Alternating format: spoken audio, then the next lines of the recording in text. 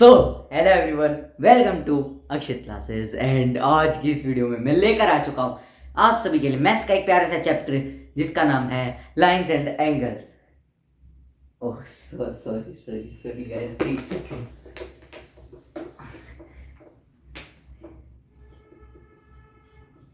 Lines and angles.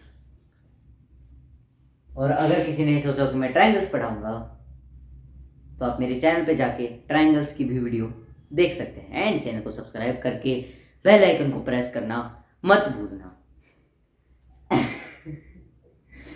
तो ठीक है, आज हम स्टार्ट करते हैं लाइंस एंड एंगल्स का पार्ट 1।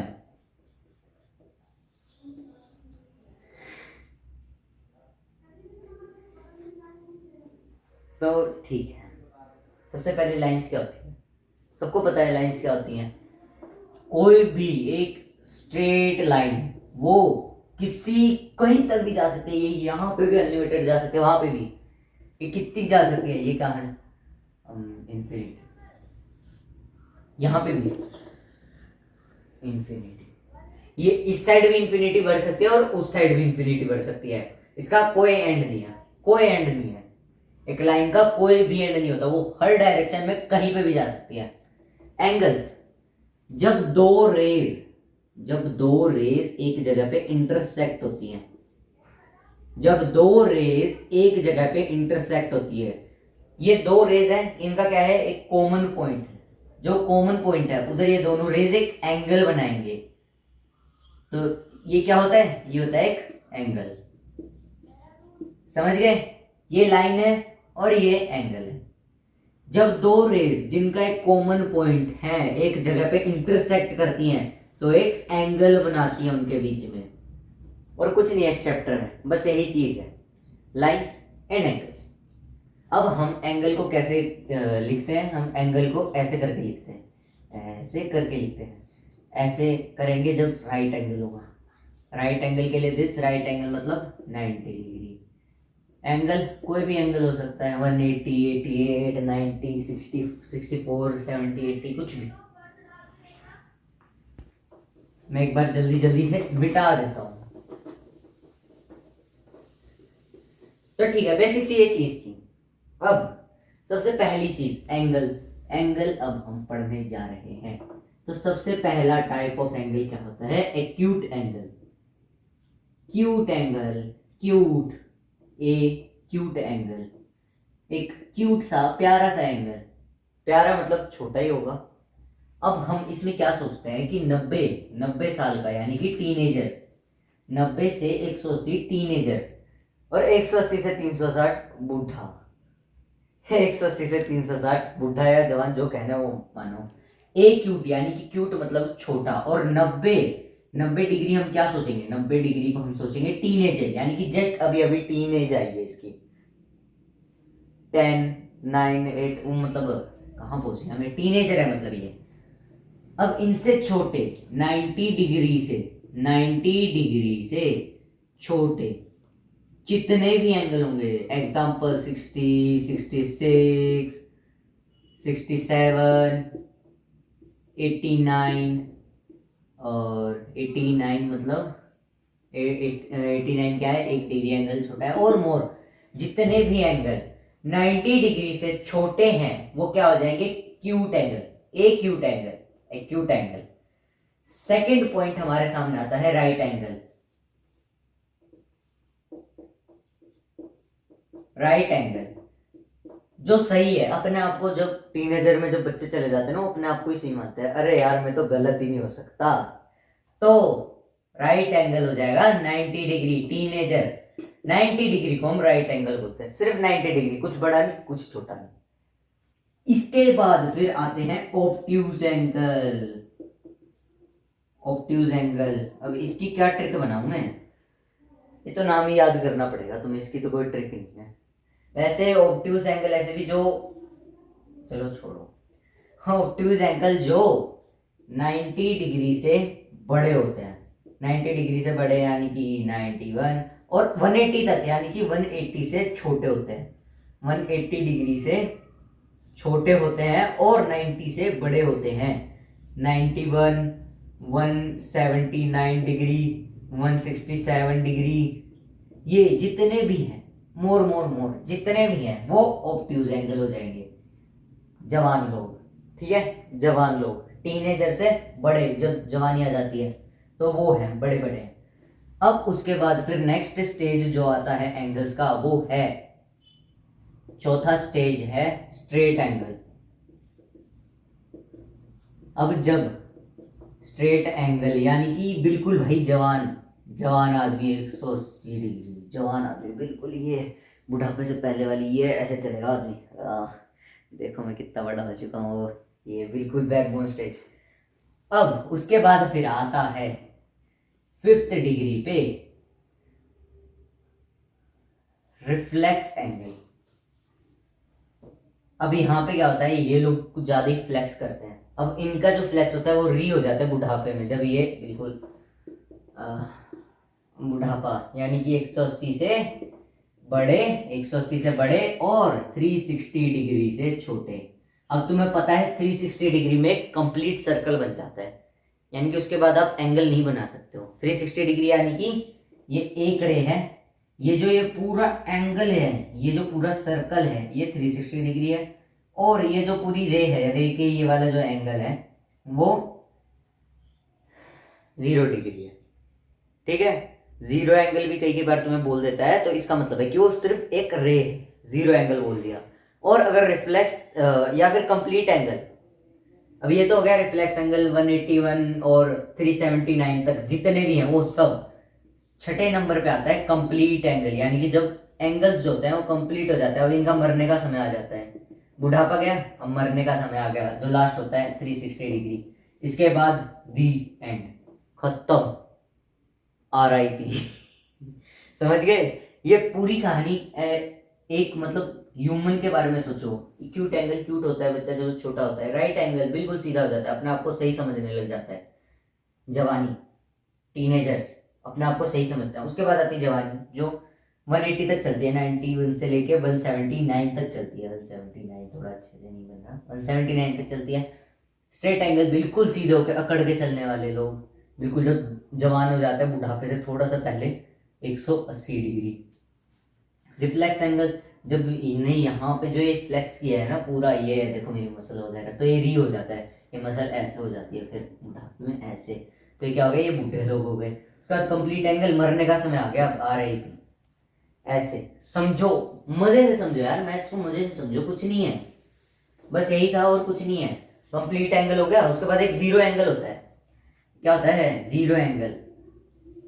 0 एंगल, अब 0 एंगल में क्या होता है, कुछ नहीं, ये जो कंप्लीट एंगल बन रहा है, अगर इन्हें कह दिया कि ये एक 0 एंगल है तो ये सिर्फ एक रे है। जब वो उसे कहेंगे कि रिफ्लेक्स एंगल, यानी कि बड़ा 180 से बड़ा वाला, 180 से बड़ा वाला, वो हो जाएगा रिफ्लेक्स एंगल। मगर अगर उन्होंने कहा कि रिफ्लेक्स एंगल को छोड़ के कौन सा है, तो वो है 0 एंगल। 0 एंगल बिल्कुल नील बट्टे सन्नाटा, कुछ नहीं है। चलो भाई, मैथ को कभी भी डरावना मत समझो, मैथ को हावी मत होने दो अपने सर पे। अरे ये क्या है, ये तो देखते ही करेंगे हम, मुझसे पढ़ोगे तो ऐसे ही कहोगे। जब मैं तुम्हें पढ़ाऊंगा मैथ से प्यार हो जाएगा तुम्हें, सोचोगे यार काश कल मैथ्स का एग्जाम होता, काश। मगर मैथ्स का एग्जाम कब है तुम्हारा? परसों है। मैथ्स का एग्जाम कब है? परसों है, कल नहीं है, परसों है। तो वो चीज़ होती है, एक मैथ को प्यार से समझो, फन वे से समझो। मैथ कोई डरावनी चीज नहीं है, भूत प्रेत नहीं है जो आज आज तो तेरा मैं कत्ल करूंगी, ये मैथ कोई डरावनी चीज नहीं है। हालांकि उसके बारे में वो बनाई थी एक, क्या बनाया था वो, फुल फॉर्म ऑफ मैथ मेरे को याद नहीं है, मगर पहले हम बहुत बोलते थे। इसके बाद फिर हमारे सामने आता है एक एक्सियम आता है जिसे हम बोलते हैं लीनियर पेयर एक्सियम। ऑलमोस्ट हर किसी को आता है, इसको हम क्या बोलते हैं, लीनियर पेयर एक्सियम, जिसे हम LPA भी करके डिनोट कर सकते हैं। अब ये L जो है ना, तुम इसे थोड़ा अच्छे से बनाना, क्योंकि यहाँ पे क्या होता है ना, एंगल का साइन भी ऐसा होता है, तो अगर तुम L बना दोगे तो एंगल पेयर एक्सियम समझेगा। ठीक है, वैसे तो वो समझ जाते हैं कि क्या है, लीनियर पेयर एक्सियम है। एक्स थोड़ा बढ़िया तरीके से नहीं बना था, मैंने वापस बना दिया, कोई बात नहीं। अब लीनियर पेयर एक्सियम में क्या होता है, हमें एक लाइन दे रखी है, एक लाइन है, ये क्या है, एक लाइन है, वो कहीं पे भी कितनी भी जा सकती है। अब स्ट्रेट एंगल क्या होता है, यही होता है स्ट्रेट एंगल। ये क्या बनाएगी, यहाँ पे क्या बनाएगी, ये पूरा एंगल कितना होगा, ये होगा 180 डिग्री।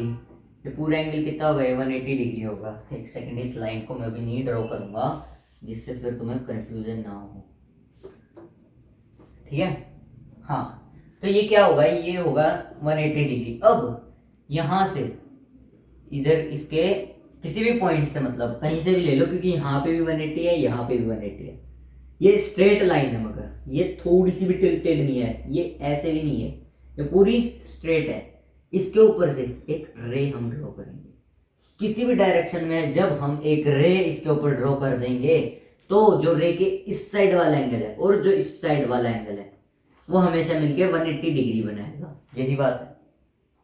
और वो तो तुम समझ ही रहे हो, स्ट्रेट लाइन है तो 180 डिग्री होगा, 180 डिग्री होगा कि नहीं होगा, होगा कि नहीं होगा। तो यही है लीनियर पेयर एक्सियम, और कुछ नहीं है। इस लाइंस एंड एंगल वाले चैप्टर में बस इतना ही है। एक क्वेश्चन करवा देता हूँ इसके ऊपर, इसी के ऊपर समझा देता हूँ। अब तुम्हें दे रखा है कि ये एक स्ट्रेट लाइन है ए बी, एक पॉइंट सी पे ये 180 डिग्री एंगल फॉर्म कर, चलो 180 डिग्री नहीं दिया, एक पॉइंट सी से एक रे जाती है एक्स तक, और उसके बाद भी आगे जा सकते हैं, मगर ये पॉइंट जो है इसके ऊपर ये एक्स है। अब उनने कहा है कि ये वाला एंगल 57 डिग्री है, तो ये वाला एंगल कितना होगा बताओ। तो bye linear pair axiom LP जो हमने अभी अभी पढ़ा है, तो तुम क्या लिख दोगे, बाय लीनियर, एल अच्छे से, लीनियर पेयर एक्सियम पूरा लिख देना, क्या पता उसे समझना है। एक्सियम, ये मैं कर्सिव में लिख रहा हूँ थोड़ा सा, एक्सियम, ठीक है। बाय लीनियर पेयर एक्सियम हम क्या बोल देंगे, angle X C A plus angle X C B equals to में 180 डिग्री। क्यों, स्ट्रेट लाइन है, स्ट्रेट लाइन हमेशा स्ट्रेट एंगल बनाती है। स्ट्रेट एंगल क्यों, स्ट्रेट लाइन है, एकदम सीधी, बिल्कुल जवान, एकदम सीधी। तो 57 degree plus angle X C B equals to में 180 डिग्री। अब हमसे पूछा है ये वाला एंगल कितना है, से x मान लो, तो एंगल x इक्वल्स टू में 180 degree minus 57 degree, which is angle x equals to में, जब हम 180 में से 57 को घटा देंगे तो हमारे पास बचेगा 123। तो ये कितना हो जाएगा, 123 एंगल डिग्री, 123 डिग्री। ये कितना हो जाएगा, 1 2 3 1 2 3 1 2 का 123 डिग्री हो जाएगा, ठीक है। चलो यही था बेसिक सा, और कुछ नहीं है इसमें लिखने में। अब हम पैरेलल लाइंस के बारे में पढ़ेंगे जो वो एंगल ड्रॉ करती है। सबसे पहला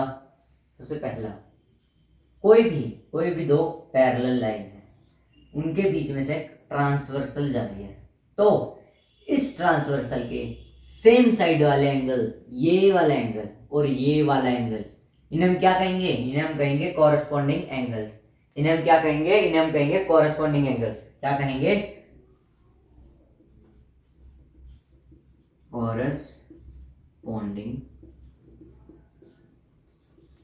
एंगल, कॉरस्पॉन्डिंग एंगल। एक सेकंड, ये थोड़ा दूर दूर हो गया, कोई बात नहीं।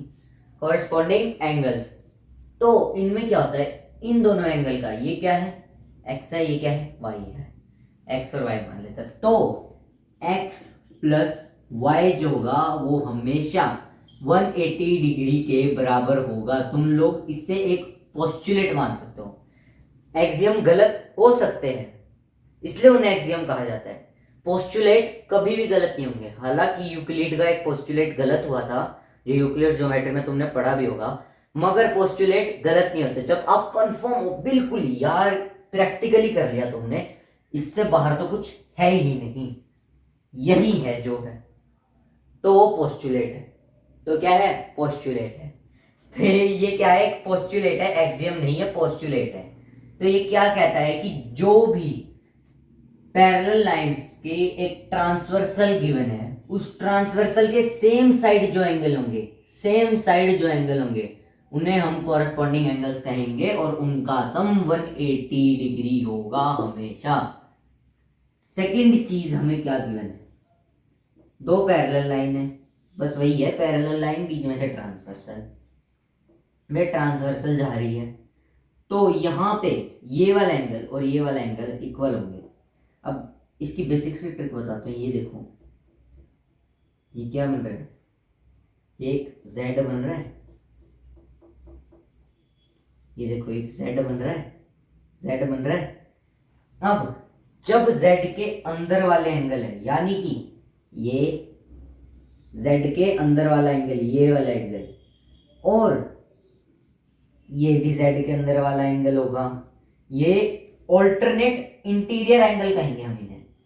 और जो बाहर होंगे, z के बाहर वाले होंगे, उन्हें हम ऑल्टरनेट एक्सटीरियर एंगल कहेंगे। यानी कि x एंड y और p एंड q, ये बताता हूं, जो x है वो y के इक्वल है, क्यों, alternate interior angle, alternate interior angle ऐसे लिखते हैं। एंड p q के इक्वल है, क्यों, ऑल्टरनेट एक्सटीरियर एंगल। ठीक है, ये बाहर है और ये अंदर है। अब इसमें क्या होता है ना, एक f बन रहा है, f की इस साइड ले लो या बाहर वाली साइड ले लो, उस f के अंदर या बाहर वाली साइड, f कहाँ बन रहा है, ये बन रहा है f, देखो देखो ध्यान से देखो, ये क्या बन रहा है, क्या बन रहा है, f बन रहा है, दोनों तरफ क्या बन रहा है, ये f बन रहा है। f की साइड देख लो तुम, और कुछ नहीं, एक साइड में जो भी एंगल है उनका सम 180 डिग्री है, और यहाँ पे अपोजिट साइड जो